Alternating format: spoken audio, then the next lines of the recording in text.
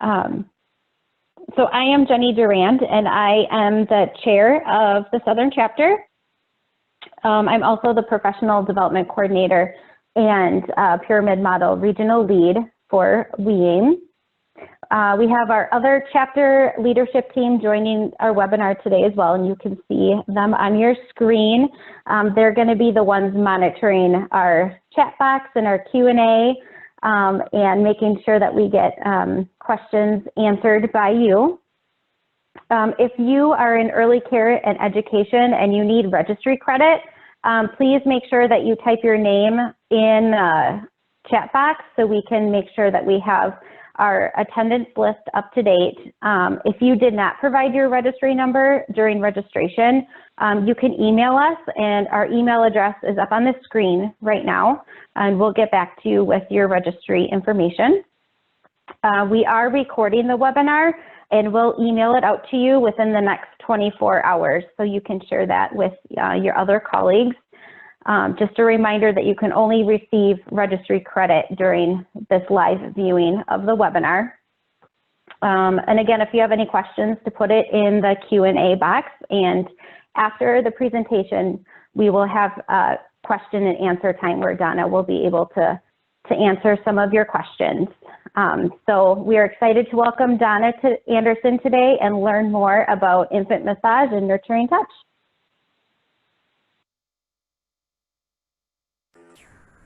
Okay, all right, so let me just get back to the technology here.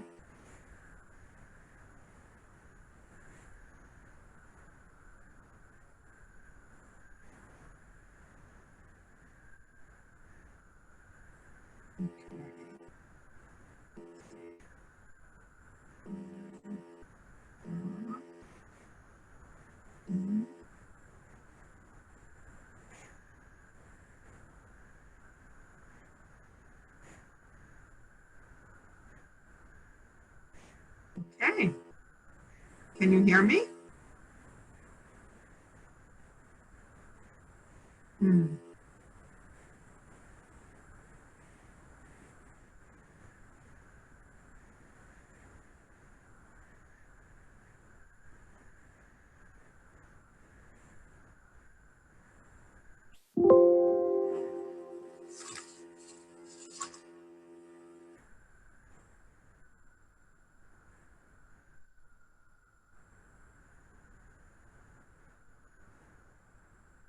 Okay, can you hear me? Yes, we can hear you, Donna. Yep, okay. You're coming through. Great. And can you see my slides? Yes, we can see those as well. Okay, I lost you. I thought I was going to be able to see you, but I can't see anybody now. Okay, so let's get started. So I am Donna Anderson. I am with Infant Massage USA. I have been a pediatric physical therapist for well over 30 years now. And I must say that when I found, or I should say when Infant Massage found me, I found my heart's work. When I was introduced to Infant Massage, it really enhanced who I was from a personal standpoint and a professional standpoint that I could never have imagined that something would have been so powerful in my life and so remarkably influential in how I move forward. So I first became a certified educator of infant massage in 1996 and then went on to become a trainer for Infant Massage USA through the International Association of Infant Massage in 2002. And I've been enjoying this work ever since then. The International Association was founded by Beamla McClure, and she founded the organization back in the late 1970s, and since then, we now enjoy chapters and representatives in 70 countries around the world. So that's really exciting. I just want to take a moment, because we're in this new world of COVID-19 and physical distancing, and invite everybody, because in this moment, we really are social beings, and we need all of the social connections to thrive and for our wellness. So I know that we have to physical distance, but as best you can, hang on to all those social connections. And I really appreciate, I want to thank you for spending time with me this afternoon. I'll try to be with you as best I can instead of, speaking to you. I like the with way better than the to. So as we move forward, know that I'm working hard to be with instead of just talking at you. I want to thank Julia and Jenny for inviting me today. I'm delighted to be with everybody, and I also want to thank you both and everybody else that's helping me with the technology, and that you ladies gave your time over the last couple of days to help me feel comfortable here.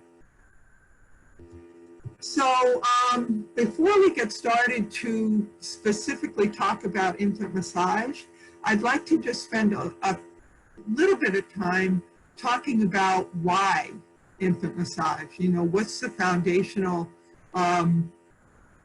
principles or paradigm behind the infant massage experience for families and for babies. So we know that current findings reveal that the benefits of nurturing touch are an integral part of baby's early life. And we know the things that can happen when that early attention is lacking. Tiffany Field at the Touch Research Institute in Florida, her research confirms the importance of nurturing touch for the healthy growth and development of babies and children. When I first started in this work back in the 80s and 90s, infant massage was like this foo-foo. It was, hippy-dippy, new age kind of a thing. And thanks to Tiffany and a number of other researchers in the areas of child development and social emotional development, the research backs everything that infant massage is about and its importance, or the importance of touch. Also, we are going to be talking about infants and children today, but again, I want to just reiterate that the benefits and the need for nurturing touch is lifelong. It's all of us at any age, from beginning to end of our life cycle.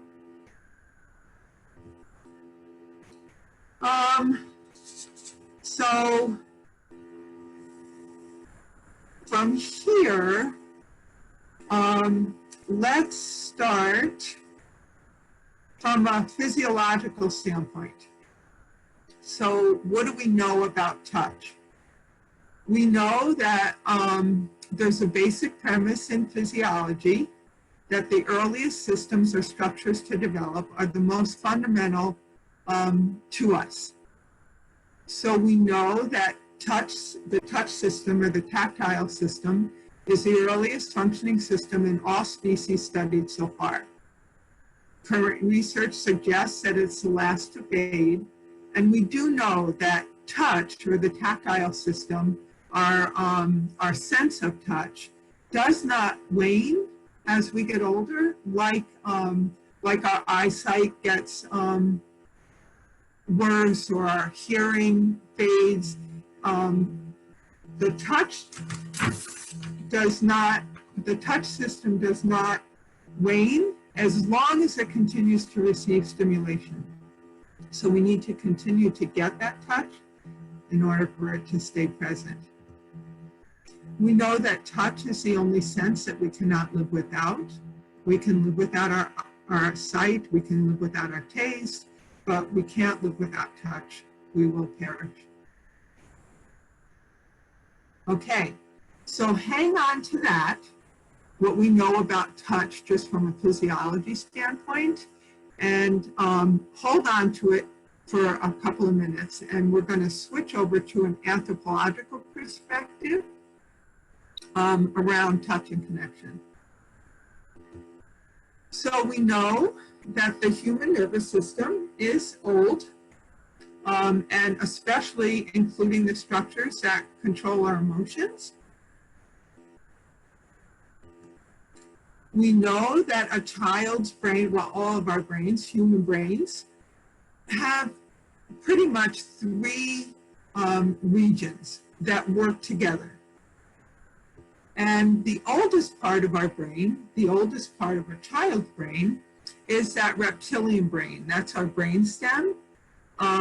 It's the oldest, and it's the part of the brain, the region of the brain that controls all of our functions that we need for survival. It controls our hunger, our digestion, our breathing, our heartbeat, our circulation, temperature control, movement, and all of our territorial instincts and our fight-flight system. Next came our mammalian brain. This is the region of the brain that is the midbrain. The midbrain helps to control our primitive fight-flight impulses that are coming from that survival place in the reptilian brain. And this area of the brain also activates things like separation distress, caring and nurturing, social bonding. This is the part of the brain where our attachment system springs from, through that reptilian brain and then into that mammalian brain where it gets a little bit of control, and then we start to get some of that social bonding networking that goes on. Then the cortex of the brain, the rational brain, this region of our brain is the newest part of our brain in humans, mammals. It's about 85% of the total brain mass. It envelops the ancient mammalian brain and reptilian brain. It's dramatically impacted by emotionally responsive parenting. And its capacities include things like problem solving, reasoning, empathy, kindness. Those are the big ones for me. So we know, what do we know about babies and infants? We know that their brains are not finished when they're born, right? So it's the lower reptilian brain and mammalian brain that are in control in those first months, weeks, months, and years of life. We don't have that cortex in place yet. So, and again, like I said, the attachment system is springing from that reptilian and mammalian brain. It's not springing from our cortex. So humans are mammals, right? And each mammal has a specific way of taking care of its children. And it's the way we take care of our children, infant rearing behavior, springs from or originates in our biology and in our brain and biochemistry setup, development. So let's take a look at where we fit. So first there are the catch mammals. These are like little bunnies. These mammals are mature at birth. Their mothers hide their young in a safe place and only come back to them every 10, 12, 14 hours to feed them, and then they're gone again. So the babies can pretty much take care of themselves, so they stay quiet. The milk that the mother gives is high in protein and fat, so it sustains these little ones for long periods of time. Next are the follow mammals, like the cows or the giraffes. These also, like the catch mammals, they're mature at birth, but they can follow their mothers wherever they go. So since the baby can be near the mother, the milk in these mammals is not as rich because the babies can eat whenever they're hungry. They don't have to sustain themselves for long periods of time, and they can move around. And they can go find their mama on the other side of the field or on the other side of the brook if they need to. Then come the nesting mammals, the kittens and the puppies. So the nest mammals are a bit less mature than the catch or the follow mammals. They need the mama, they need the nest, they need each other for warmth. And the mother returns and stays with them throughout the day. She may leave for short periods of time, but she doesn't leave them for long. She makes sure that they're fed, and they stay still when she's not in there, but when they get hungry or when she comes around, then they start moving around. But they need to be fed more frequently, and she needs to spend more time with them. And then there are the carry mammals. And this group includes the apes and the marsupials, such as kangaroos. The carry animals are the most immature at birth. They need the warmth of the mother's body. They need to be in constant contact with her because she keeps them warm. She feeds them all the time. She protects them from predators. She moves them around because they can't do it on their own. So where do we fit? Where do the human infants fit? Humans are the most immature of all mammals at birth. So that would put us either in the nesting mammals or in the carry mammals. So both of these categories keep their young very, very close to them. They're in pretty much constant contact. These infants do have an attachment system. They cry or vocalize when distressed. Remember the human infants, in our midbrain, we have that separation distress system going on. So these babies cry when they're out of contact with the parent. And since human milk is very low in fat and protein and high in carbohydrates, and human infants have primitive reflexes like rooting and grasping, it's clearer that we're not a nesting mammal, we are a carry mammal. So what does this mean, that we're a carry mammal? What it means is that as a species, as humans, both the infant and the mother, their brain development, their basic biochemistry, and their physiology was designed to respond to the forces of natural selection to survive. It means that the babies expect to be carried. They expect to be close to the mother and to be touched often, to be held in somebody's arms, to be protected. It's hardwired and it cannot be changed. It's part of our brain connections. If they're not carried or they're separated from the mother, human babies, they express their dissatisfaction by fussing and crying. And most of us have experienced this, right? So Niels Bergman, Niels is a physician in South Africa. He has his kangaroo mother care program and skin-to-skin contact. I invite you to go to his website. It's both of his websites.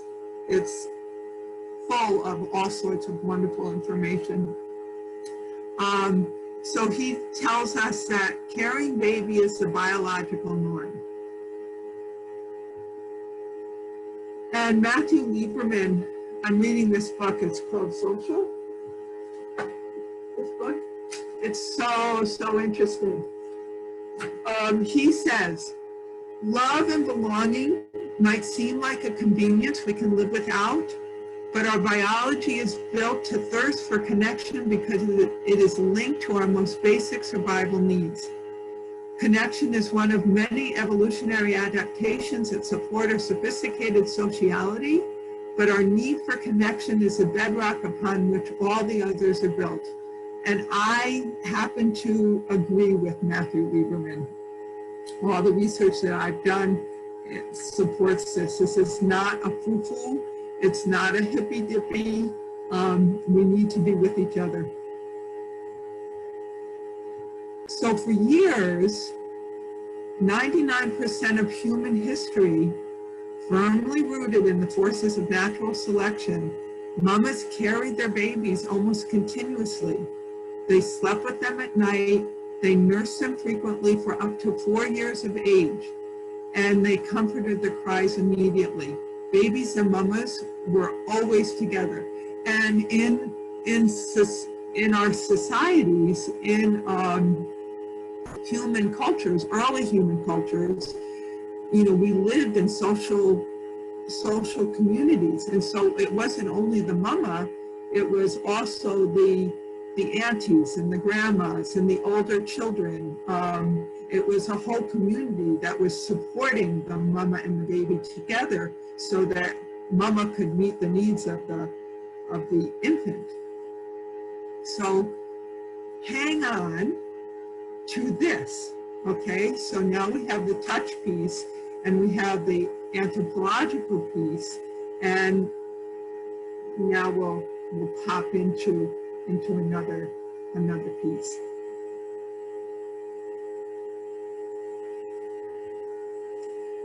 So how did we get from here, right? From having mama and baby together most of the time for up to 4 years to where we are now. So at the turn of the last century, around the early 1900s, European and Western cultures moved away from this connectedness. It was around that time. It was around the Industrial Revolution when things started to be more stuck onto independence and what defines success and climbing the corporate ladders, upward mobility. Competition began to be a thing. Self-reliance and independence was rewarded over and over and over again. Sterilization at the time during the Industrial Revolution made bottle feeding possible. Mothers' arms were being replaced, and aunties' arms and grandparents' arms were being replaced with buggies and cribs, high chairs, infant seats, all those containers that we see around now. The invention of the telephone and transportation, cars and planes, and we're spreading families apart. Our nuclear families were being replaced by extended families, and lots of other things were going on too. But one of the major things that was happening at the same time was that the experts, behaviorists and pediatricians and folks like that, researchers, were providing parents with advice that was shaping our parents and our grandparents' upbringing. And that advice was not always consistent with our biology and our well-being and our healthy growth and development.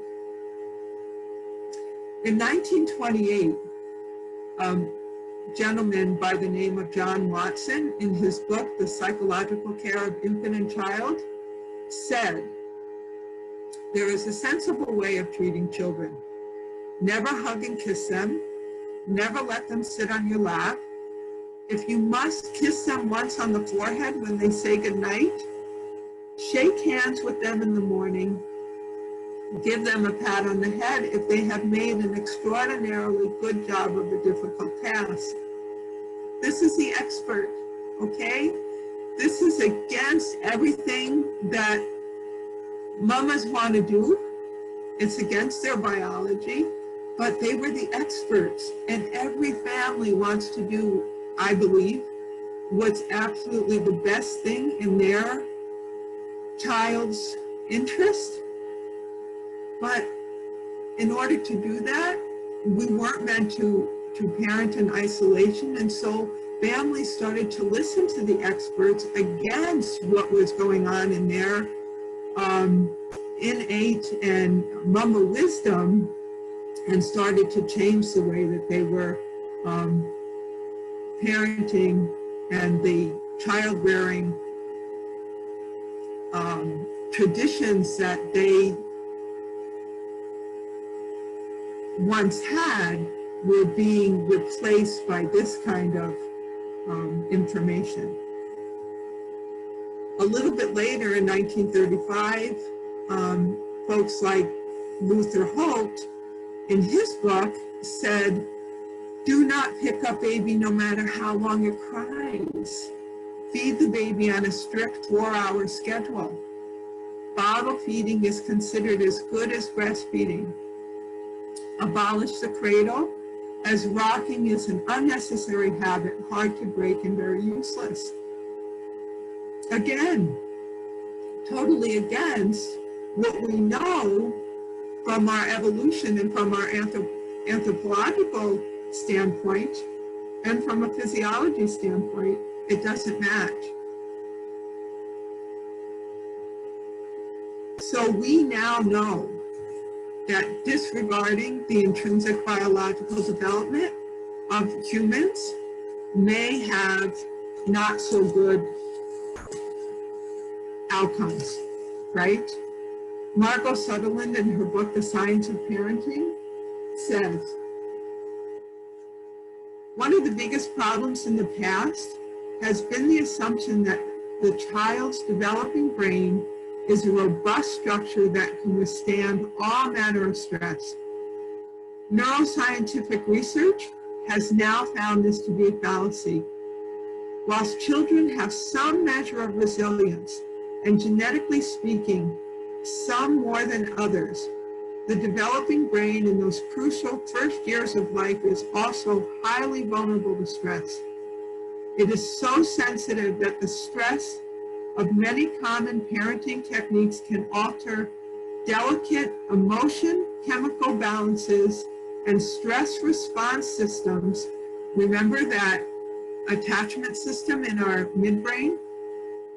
In the infant's brain and body, and sometimes cause actual cell death in certain brain structures. This is not where we want to be.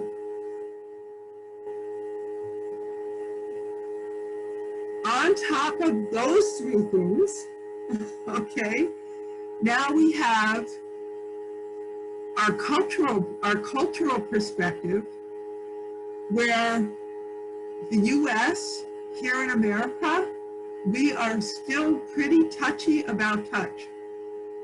Experts say that in the US, we are one of the lowest tactile societies, and our babies are the least held on the planet. Sidney Gerard was a researcher. He was with Tiffany Field, or he is with Tiffany Field at the Touch Research Institute. He did a study in cafes with couples that were having coffee at a cafe, and he counted around the world, and he counted how many times folks would have a touch contact with one another, and he found that there was a very large continuum of how the rates of touch with these couples.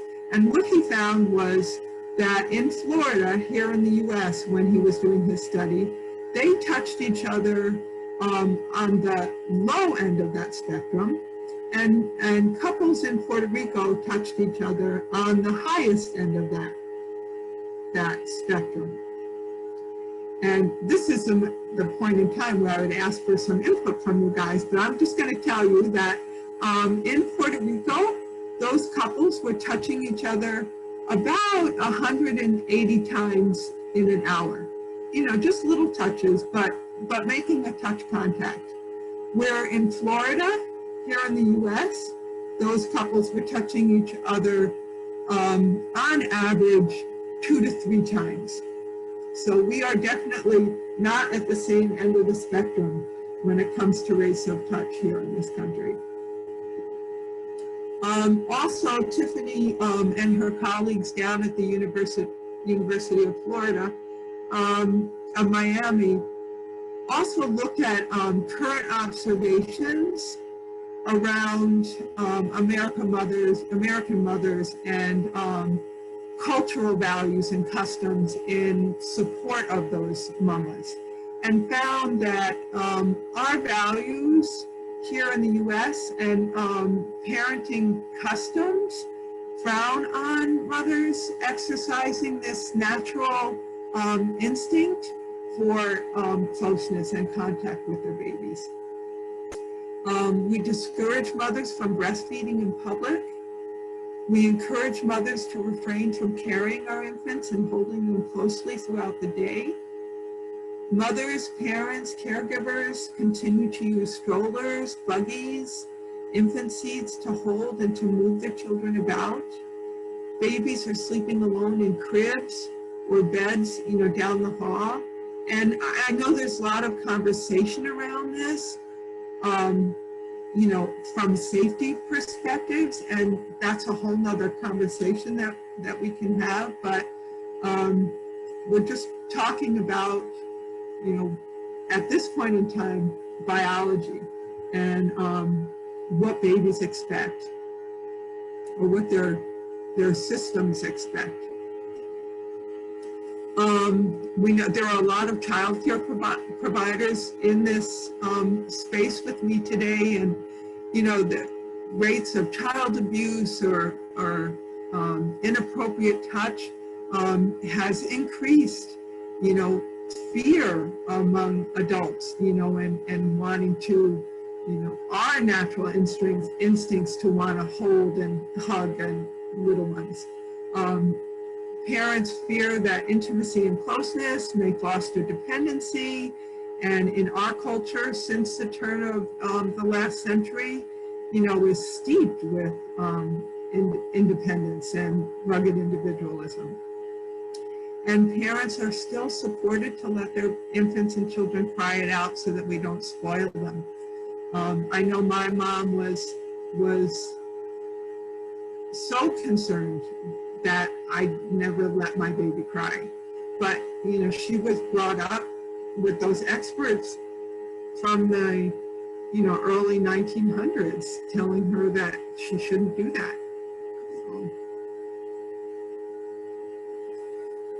So, Sharon Heller and Tiffany Field talked about the average Western infant is touched 25% of the day or less. Actual holding time between the ages of 3 weeks and 3 months is 2.5 hours per day. And by 9 months of age, touching time goes down to about 16% of the day. In preschool nurseries, children under the age of 5 were being touched less than 14% of the time. And I wanna just say something about this 25%, the 16% and the 14%. I question, you know, what is the quality of that touch, even in those low percentages, that's one thing, but if in those low percentages, the quality of the touch is within the realm of doing to the infant or doing to the child, like changing their clothes, giving them a bath, feeding them, or moving them from place to place, and not in the space of doing with, so that not in those serve-return interaction experiences, serve-return interaction, mindful places with children, that those percentages are probably even less, because that's where we want the touch to be, right? In those serve-return interaction moments. And we have lots of those moments, potential moments throughout the day. But, oftentimes we don't, in the best of circumstances, we aren't always mindful of those opportunities. So here we are, right? Here we are, where we know. What do we know? We know that touch is the only sense we cannot live without. We know that humans are caring mammals. We know that infants and mothers' brain development, biochemistry is hardwired to be in close contact with one another in order for survival for that infant. We know that our culture moved away from physical connectedness in our child rearing practices. We know that America is touchy about touch, and theories of spoiling are alive and well in our culture. We know that families have lots of stress in their lives. And now we're adding on a global pandemic, which is asking families to parent even in more isolation. And we're asking each other not to touch ourselves even more. It's too much, right? It's too much. So I am offering up infant massage. Infant massage is my gift, our gift. Infant Massage USA provides a comprehensive infant mental health informed curriculum, which has been approved by the Alliance of Infant Mental Health. We have an infant mental health perspective. The routine, our program, supports parent and baby as one. We know that this is the most effective way to prevent and resolve early attachment issues. We want to find a point of entry into relationships, a place to observe the dyad and recognize the opportunity for connection with parents and babies. And infant massage does this.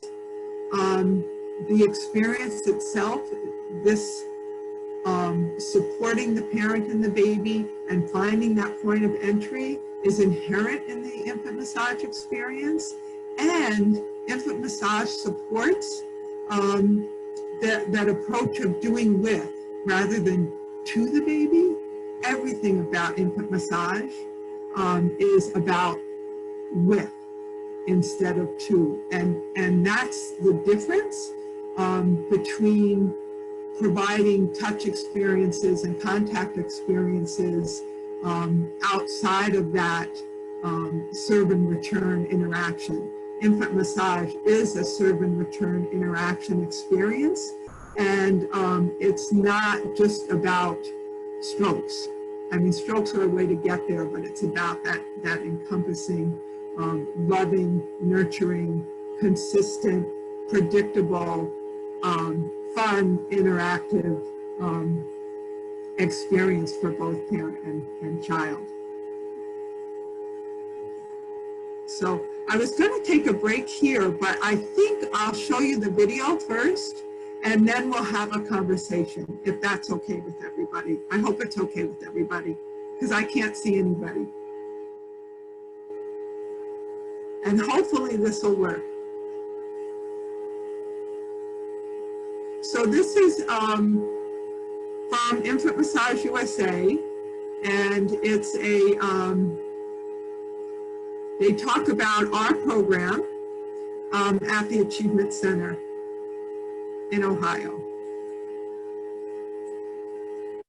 Opportunity to learn the stroke.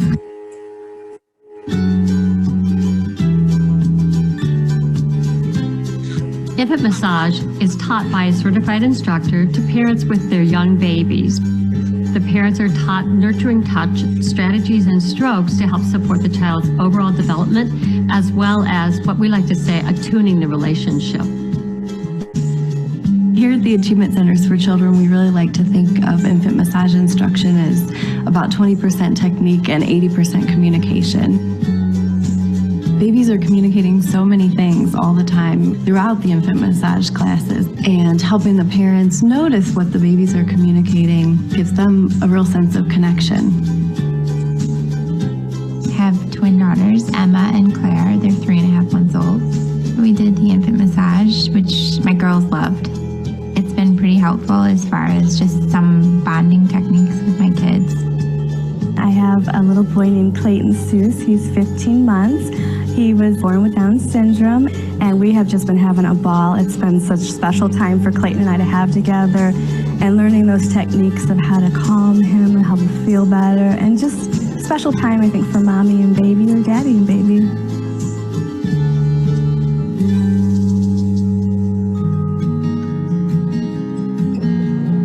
When you attend a class, what you'll see is usually 4 or 5 mothers or fathers and babies, and a quiet setting where the instructor creates a nurturing atmosphere.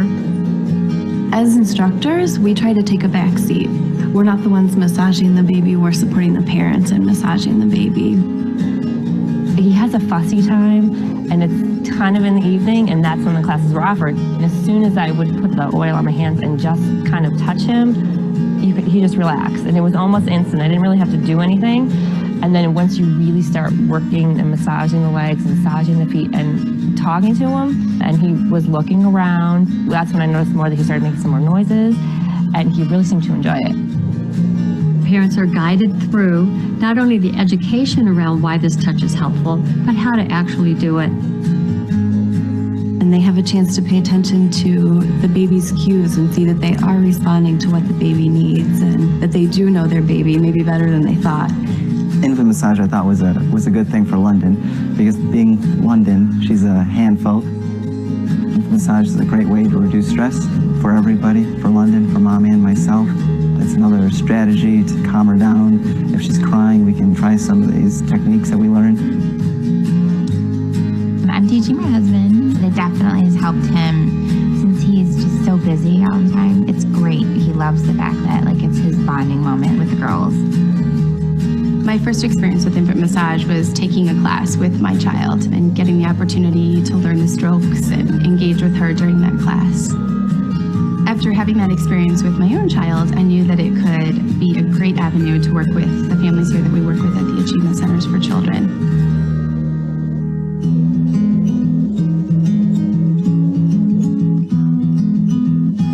Infant massage is probably one of the most portable skill sets you'll ever find. The location can vary according to the community needs. I've taught classes in community health centers. I've taught classes in individual family homes, as well as child care setting or a homeless shelter. To start and initiate an infant massage, you'll need multiple supporters. In our case, we have public funding that comes in and helps, but we also raise private dollars. The Achievement Centers for Children has been partnering for several years in early childhood mental health with local partners such as Invest in Children and our local mental health board. The infant massage program fits with the initiatives and priorities of the board because we are always looking for opportunities to provide any type of innovative or evidence-based programming for children and families. Many people don't realize that young children can have a mental health need, and we're happy to begin the services now when the costs are lower and the benefits are so great. The Adams Board supports this program because it's in addition to the continuum of services to add to the provider network for early childhood mental health. We really want to extend our great appreciation, gratitude to the Ohio Department of Mental Health as well as our Adams Board. Children and families are benefiting because of their vision and their support.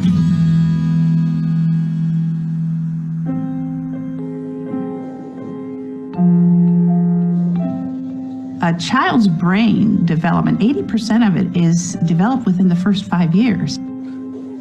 Early intervention has been shown over and over to be where we can have the greatest impact with probably the best use of our resources. It can provide something that you can't get through other programs, and it's one of the few things that we do that's truly preventative. You know, building that connection early can head off other challenges later on. Research is showing us that there's many benefits to infant massage across populations. We know that it helps build confidence in parenting skills, which would help reduce child abuse. Infant massage can affect mothers with depression and helping them have some positive impact on their emotional well-being as well as their relationship with their child. It can be especially helpful working with young children who may have come into the world with a little more distress than others. They might have a disability or a difficult birth, and we want to make sure that they have the extra advantage of having this special time with their parents. Infant massage instruction can be very beneficial to adoptive and foster parents.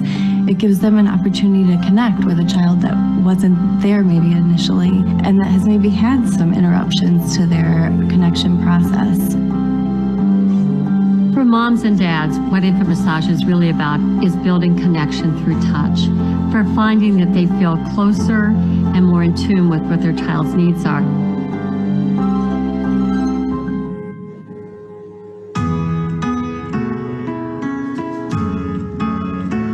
The wonderful thing about infant massage instruction is that you can see the transformation almost immediately. By the end of the first class, you see parents walking out more confident, more excited, more connected. I've definitely felt I've become more confident as a parent into reading what each of the girls need individually. It's also taught me to stop and slow down and relax when they're, having their moments where they're not easily soothable. There has been a big change in London. I think massaging with her increases our bond. And I think that's also another good thing about infant massage. It gives us another avenue to bond. I would definitely recommend infant massage to either a first-time parent or a parent that this is their 8th child. It doesn't really matter. A grandparent, a caregiver, anyone who is looking for additional tools to be able to bond with the child. As they always say, well, it takes a village. I mean, when you think about children in child care, I think that infant caregivers, this would be a wonderful class for them to take or have available to them. During class, we've had the great opportunity to meet some of the other parents that bring their children. So it was just sweet to have that connection and, hopefully develop relationships that will continue beyond class. The greatest thing about infant massage is that every baby can benefit from the massage. It's amazing for the babies. It definitely teaches them to center. And it's amazing for the parents because it also helps just to relax you. It deepens the relationship that you have with your child. And it also it's just an amazing experience that you can have with your kid.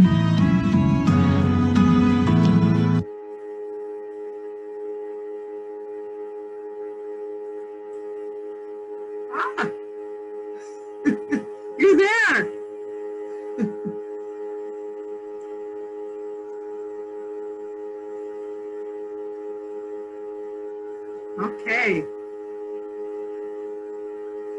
right, so we're going to take a little bit of a break right now so that everyone can stretch,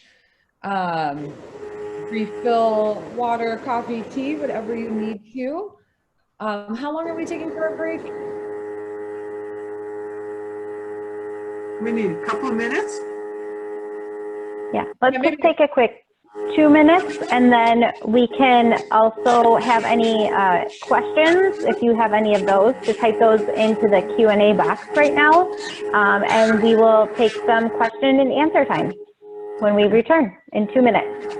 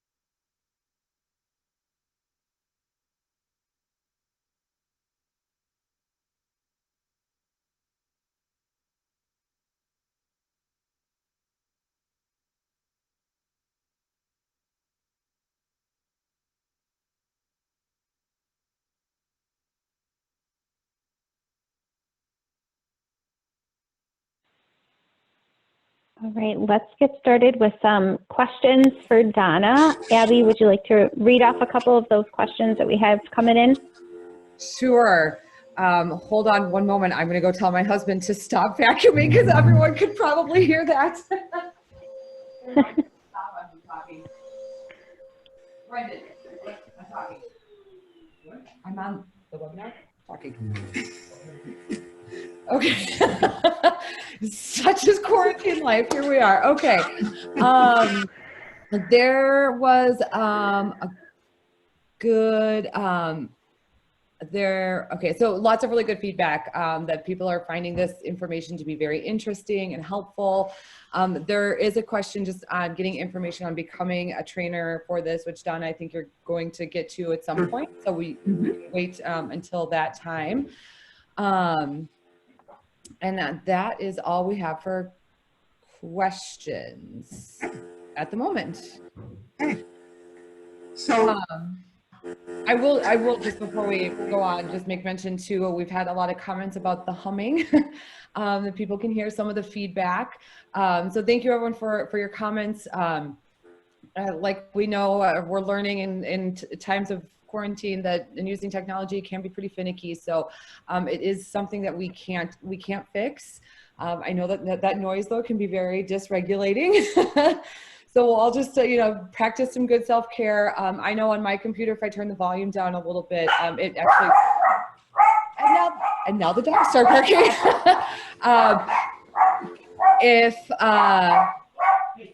If I turn my volume down on the computer, it makes the humming go lower, but I can still hear Donna actually better. So I might suggest on your ends if you want to try that. I thought we had that all figured out. And when I got on this afternoon, it wasn't here all morning, just when I got on this afternoon. So yeah, no worries. This is just where we are right now. So there is another question in here just about getting certified, but I think once again that's very in that same line of questioning as getting trained on this, and you'll cover that later. So any and then another along the same line, another question about finishing training if it was started during and then the safer at home orders were put in place. So yeah, so if that's coming from someone that's already been to one of my trainings, yeah, whoever that is, call call me and we'll work it out. Yeah. Yep, so that's Tina Keekstra. So Tina, give Donna a call. Oh, yeah, Tina, call me. Yeah, we're right in the middle. I have 2 classes, one from December and one from January in the middle. And yeah, we're trying to figure it out. Yeah. So before I answer the questions on how to, thank you again. I really appreciate everybody hanging in there with me. This was a challenge for me because, once I got to that PowerPoint, I was in isolation, and I don't do well in isolation. I couldn't see anybody, and I apologize if I went too fast, but I just didn't know where we were or where anybody was. So we're learning, but here we are. So for sure. And Donna, you're doing great, and all of the information has been really, really lovely to hear so far. So,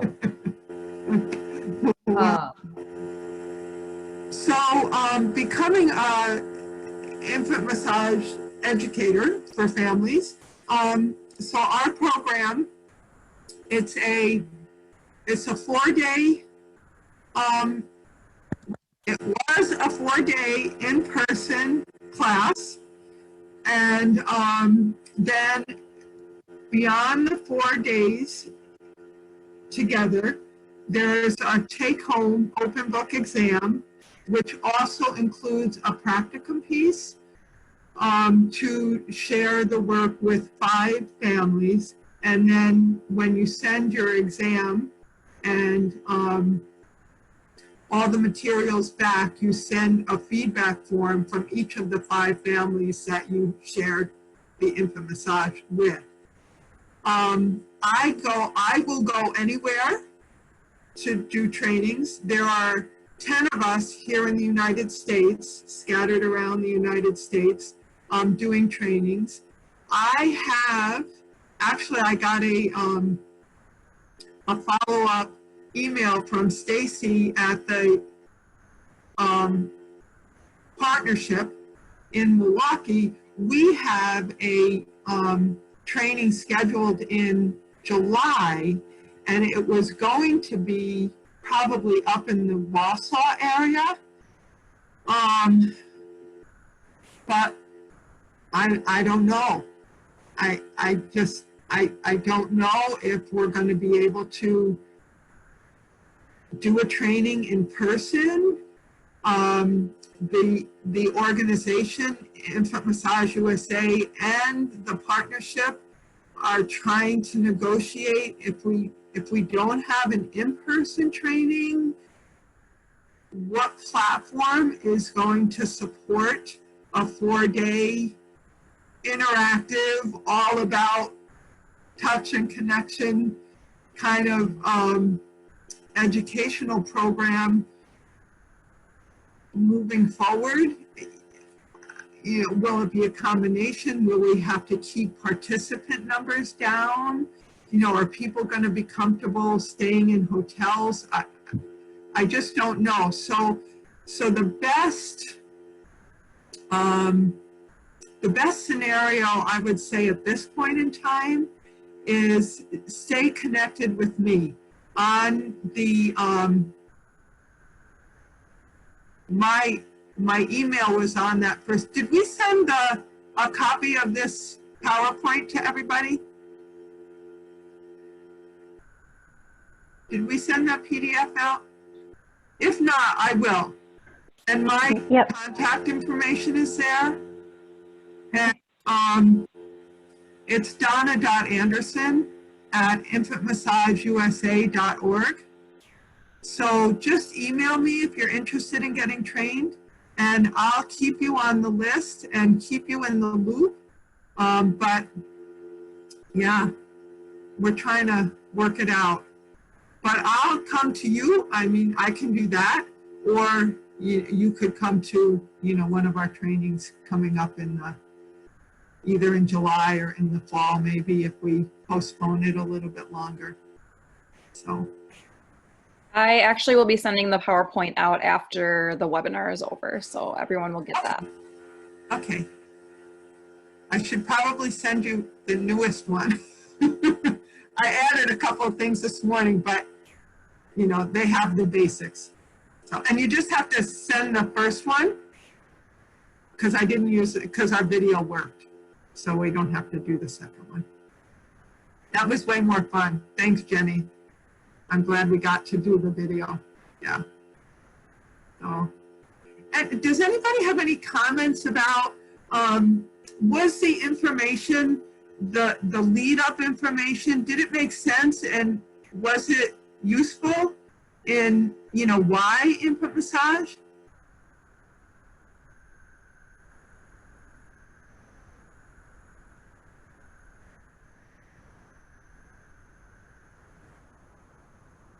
You can go ahead and add thoughts into the chat or the Q&A, and Okay. I'll make sure to read them out. There is, one attendee thought that there's it gives it great context. Yeah, okay. I just wanted to make sure, you know, it made sense and it was worth the time, right? Because we could have jumped right into infant massage, but, you know, it's so valuable and it's so powerful, and there's so many reasons why. It's not just a little, you know, because it's fun. It's there's a whole historical and cultural context and development that without that, I mean, yes, it is just fun, right? But yeah, that really helps kind of steep infant massage into you know, into something that's just really, really supportive and wonderful and important for babies. Right. So. Because I can, you know, when I said our training is a 4-day training, right? Yeah. Why is that? Because I can teach the strokes in an hour. I could have taught you all the strokes, sent you on your way, right? Mm-hmm. I mean, the strokes are important, and there are certainly benefits to the strokes themselves. They support, you know, massaging supports all of our sustaining systems. So it's head to toe, inside out. It's fabulous, but it's all it's the depth, it's the deeper context of the whole child, the whole family, the dyad, the community. Yep. Sociality. Most definitely, all of the above. Right. Are there other questions or reflections from our group here today? Other chats have said that yes, it was very interesting. Makes a lot of sense. Someone wrote that they are studying neuroeducation now, and so the training was a great addition to what they are learning. Great. There is a question on how often do parents come to the classes? Okay, so once you're certified, you can share this work one-on-one. I worked birth to 3 for 30 years, so I shared this work with every family I worked with. Whenever I went into the house, actually I shared this. This was my gift, so this is my pay it forward, right? This is my gift to the world, and so it's my gift to the families that I work with in birth to 3, outside of my role as a PT, because it's just so wonderful for them. And so, but when I share it, I also share it in community.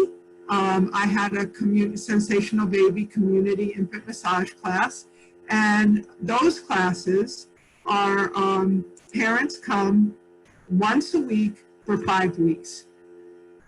And sometimes it's once a week for 8 weeks, depending on the class, depending on the families, depending on you know, what we want to do with, you know, each other.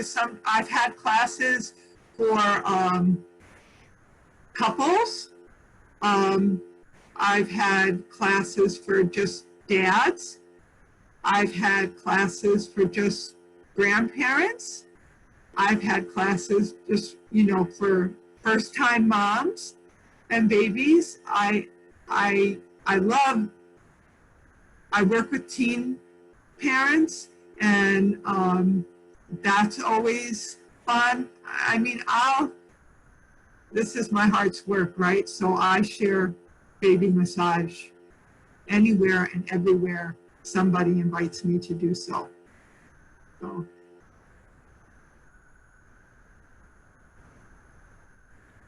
There's another question. Are there any techniques or strokes that you can share with us to help calm and soothe a fussy baby?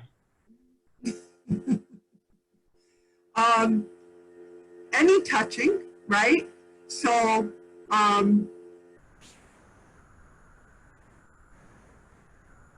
do you notice, let me ask this question. Have you had an opportunity to hold a fussy baby? Whoever's coming from, right? If they have, are there any things sort of instinctually that you find yourself wanting to do? So, you know, when we have a fussy crying baby, you know, for me, it's like, okay, what came before that moment, right? You know, is there anything that I missed before that moment? But we know that, you know, putting that baby skin to skin, or, you know, just holding that baby to us might help. Some families might, you know, like rub an infant's back or rub a child's back. Well, I mean, this is all stuff that's sort of inherent in us when somebody's upset. If I was upset, somebody might come and, you know, rub my back or hold my hand, you know, those kinds of things. Those are all fabulous places to start. But what's going to work? Who knows, right? Every baby is unique. Every baby has a different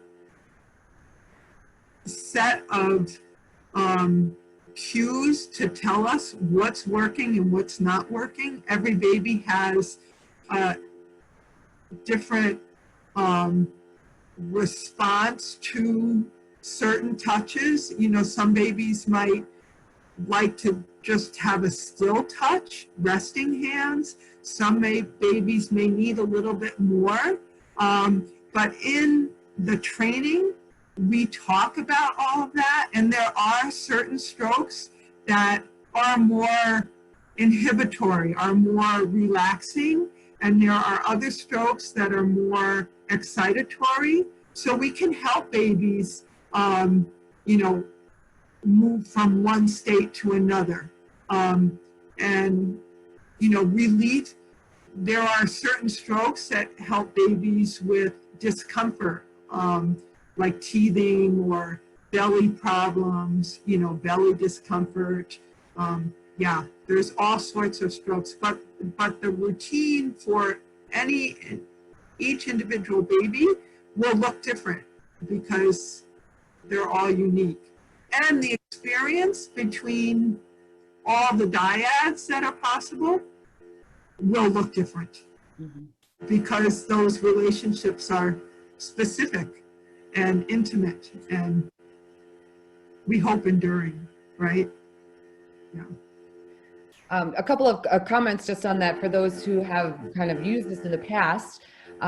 One participant mentions that they used to do that with their son and just take 2 fingers and rub back and forth on his forehead, and then it would calm him down and he would close his eyes and relax. Betty makes a comment that when she was a director years ago, she had an infant teacher who massaged the infants every day, and then you would go in her room and all the babies would be sleeping very soundly. Another comment too, someone reiterating that it was really, that the information that you presented was very helpful in understanding, especially the comparing infant humans to infant animals made it very more understandable and interesting. We're animals, right? Yeah. Like it or not. Right. And then another question, this participant is wondering if infant massage is based on Shantala, if I'm pronouncing that correct. S-H-A-N-T-A-L-A. Okay, I am not familiar with Shantala. The program that Bimala gifted us with is a combination of Eastern Indian massage technique, Swedish massage technique, some strokes. The strokes on the bottom of the feet come from reflexology, and there are some yoga principles intertwined into the program too. Interesting. Yes, as you mentioned, kind of that reflexology on the feet. One of the participants, Chelsea, mentions that there are touch points on their feet too, so you can use oils to kind of soothingly calm fussy babies through feet. Any other questions or reflections? So from the same participant saying that Shantala is an Indian infant massage. Okay, thank you. We've learned something new today, all of us. Other questions, reflections?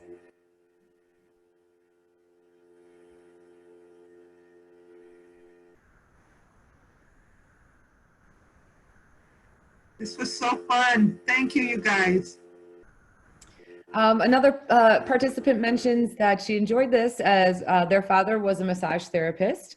So they truly believe in massage, especially for babies. This will help build strong foundational social emotional attachments. And they say thank you. So 2 other things that I just want to say. Number 1, our program, we do not massage the babies, okay, ever. We show the strokes on a doll. Only the primary caregivers massage the babies, someone that they have a relationship with. And especially if we're in a high-risk scenario, we don't want that connection with us. We're there to support the wisdom of that family, that adult in that family, and connecting that wisdom to their baby. They're the expert on their baby, and that's where we want that bond and attachment to happen. And the other thing about our program that may be different from other programs that are out there, because there are a number of programs around the world, and baby massage is not new. Shantala, that's where Bimala was first introduced to massage. Baby massage was in India when she was doing mission work there. But we also no massage with the babies unless we have baby's permission. So at the beginning of every massage experience, families, the adult, will ask permission. They'll give a cue and they'll ask permission. And it's so fun to watch the babies. In the beginning, they don't know, right? They don't know what we're asking for. But as they learn about massage and as the 5 weeks go on, they get to know what that is. And when we ask, the babies will give a clear yes.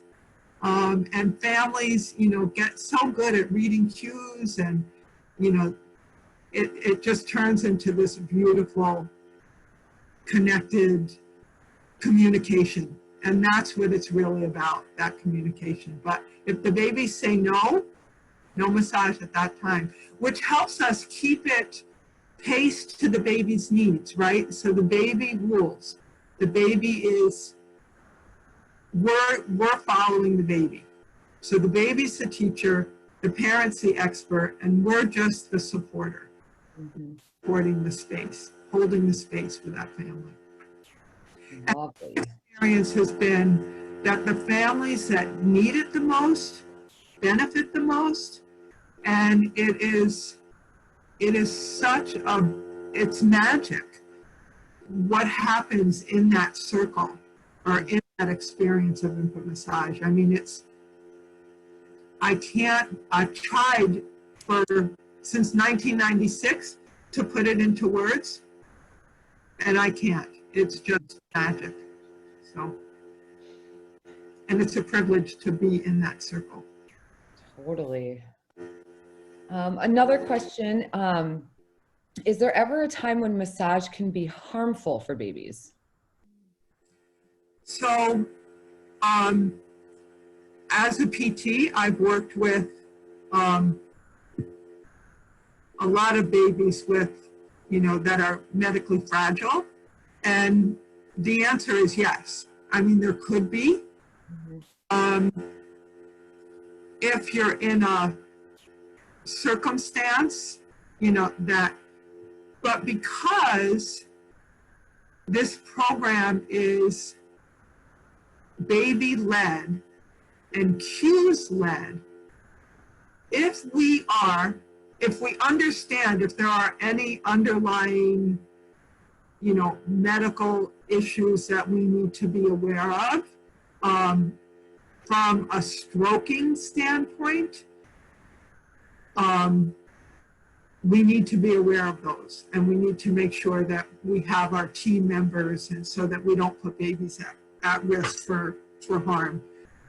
From a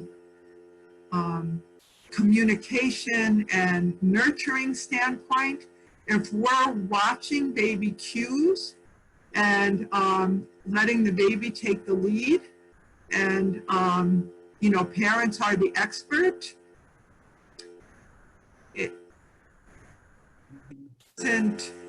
I've not seen infant massage be harmful to an infant. I mean, sometimes we need permission. I've worked with babies in hospice because you know, sometimes it's not the strokes. The experience is the experience. The communication is the communication. And sometimes there are no strokes. Sometimes it's like with preemies, I mean, we're starting with skin to skin. That's it. That's it. So, and there's no hurry, there's no rush, there's no, we just start wherever the baby is. And sometimes you don't get to stroking ever. Sometimes it's just about containment and letting a baby know that you're with them. So it's all about being with and not doing to. So underneath those strokes is just an environment of being with. So sometimes we might just start with containment and just being with that little peeper, right? And that's different. That's different than, you know, coming to do something, and especially with babies with special health care needs. I mean, yeah, this is such a gift for families, right? So, yeah. I have a question. I know that each baby is going to have their individual cues, but are there some general behaviors that you found for both a baby saying, yes, I'm giving you permission, or no, I'm not giving you permission? What have, like, some examples of what you've seen for both? Yeah, so cues, yeah, babies have all sorts of cues. And some babies, their cues are more subtle, right? Some babies, you can't always figure out what they're softer. And some babies are out there, right? And some babies switch from, their more subtle cues up to their more potent cues pretty quickly. And babies have a bit more tolerance, and it takes them a bit more time. So a really potent cue, right, is crying. Right? A more subtle cue might be babies sometimes when they're making eye contact with you. Are they making eye contact with you, or are they not making eye contact with you, right? Are they with you? Are they not with you? Do they need a break? When they look at you, are their eyes dull, or are they bright, and are they alive, and are they, really searching for you and waiting for the next thing? How is their body? Are they fisted? Are their eyebrows furrowed? Are they wrinkly in here? Or are they relaxed? And is their body relaxed? With little babies, they're grasping all the time, so that's not a good one for young babies. What's their respiration like? Are they breathing calmly and regular, or are they irregular breathing, or are they panting, or are they giving you that halt hand? Do they have hiccups? That's a pretty potent cue. So, and this circle, this space, helps families get to know, what those more subtle cues are, so that baby doesn't have to work so hard, get to crying before they have that need met. Great. Thank you. That was very helpful. And then it changes, expect it to change. Right, yeah. Exactly. Just right. Figure it out. Yeah. Right. And all the stuff that goes with that. Some families, like sometimes families will say to me, my baby cries so much, and, I think, this happened with my niece. She had, in my opinion, an angel baby. But in her opinion, her baby cried all the time, and so what one family's expectations are, and not necessarily another family's expectation, so trying to figure all that out. And do the temperaments match? Yeah. Yeah. So. Well, there's another lovely comment that I have to read from Andrea, and it says, Donna's class is the best training I've ever attended. So useful for her work, so she highly recommends it. Thank you, Andrea. I love baby massage. The thing about baby massage is that for families, this is such a non-judgmental space. Families are judge all the time, yeah. Especially young families, right? And we're all trying to do our best, right? And in this space, there are no performance standards. There are none. So families have success immediately. Yeah. As soon as they start this, they have success. And the babies love it. The babies love it. And so they take the lead, and they're off to this new start. And dads, oh my gosh, my experience has been that dads really, really, really love this because it gives them something to do. Yeah. Right? And dads handle babies differently than mamas do. And grandparents really love this. Grandpas especially. So, yeah. So fun. So fun. Thank you, thank you, thank you, guys. I'm so glad I got to do this. I'm so glad I got to do this. Thank you, Donna. Back together with your group, and maybe I could do like a demonstration class. That would be lovely. Together again, right? We could bring babies in and I could do a demonstration class. That would be really fun. Agreed. I think everyone probably yeah. right now is like nodding along with us. That would be really fun. Thank you, Donna. Yeah, that's very, very, very informative. Lovely stories. Demonstration class. Okay, yeah, let's do So, I'm sorry. Okay, are there any more questions? Okay, are we going to talk about our coffee shop, our coffee cafe?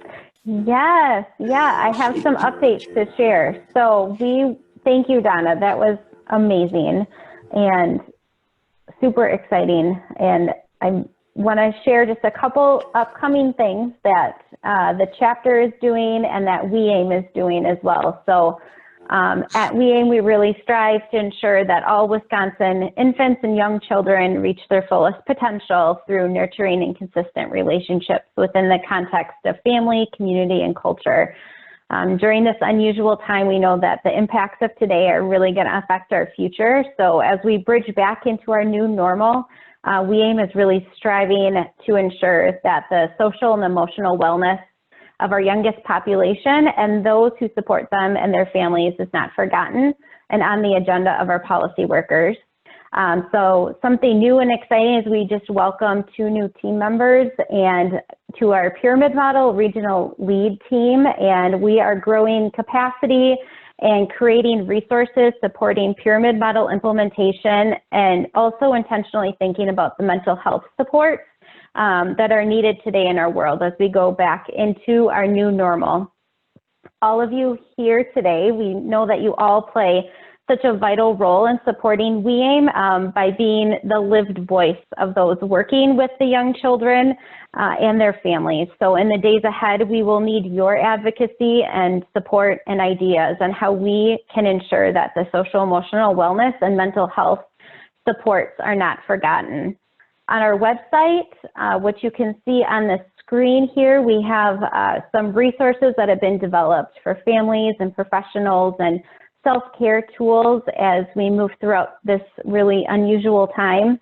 Other ways to get connected and stay connected to WI-AIM, we have a monthly newsletter, which you can also find on our website to receive those updates. And we also do fun things on Facebook. Right now we're doing an emotions treasure hunt. So you can get connected to an emotion weekly. There's resources and activities and just really good language on how to speak with young children about the emotions, especially as we are entering into bridging back into a new normal and what that's going to look like in our lives. So you can hop onto Facebook and like our page and hop onto our website and check out these resources. We are also accepting nominations for the Wisconsin Alliance for Infant Mental Health Awards. We are accepting these through the end of May, and we will have announcements coming in June as to who has been nominated and when voting will take place, and then who has been the recipient of these awards. You can log on to our website to get more information and to nominate someone for these 2 awards.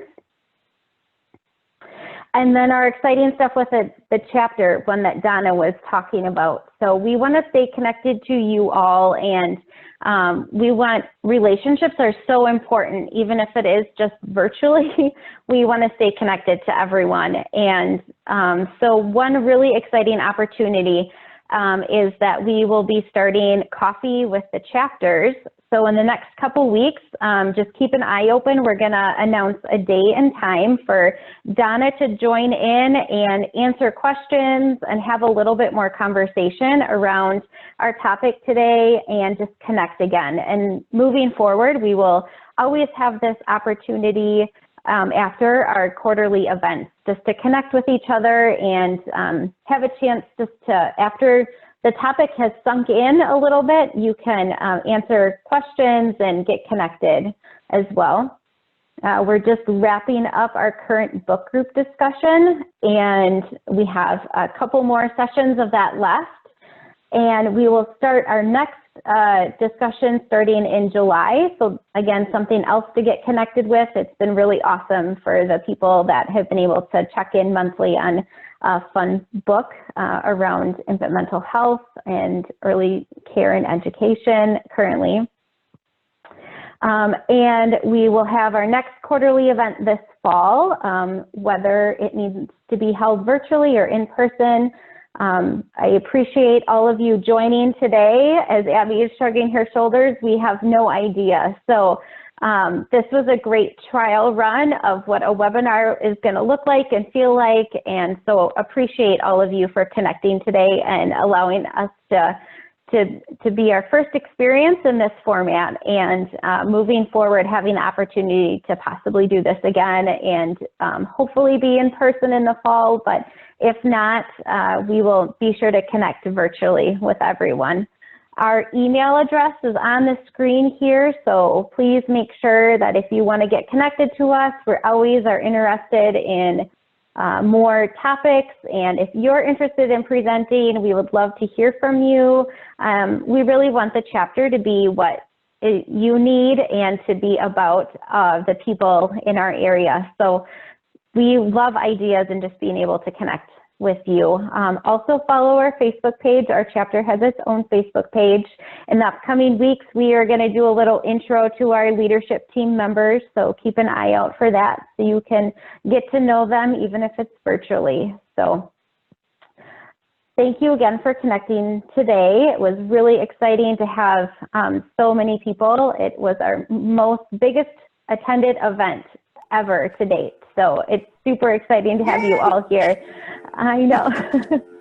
So thank you again, Donna. Really appreciated you being here and sharing your knowledge and your wisdom. And I think it's just a great opportunity and time in such a strange world that we're living in, that it's an important message to have this connection, and especially for our youngest in the days ahead. So yeah, so stay safe, everyone. Be well. We will email out the recording, and please get in contact if you have any questions.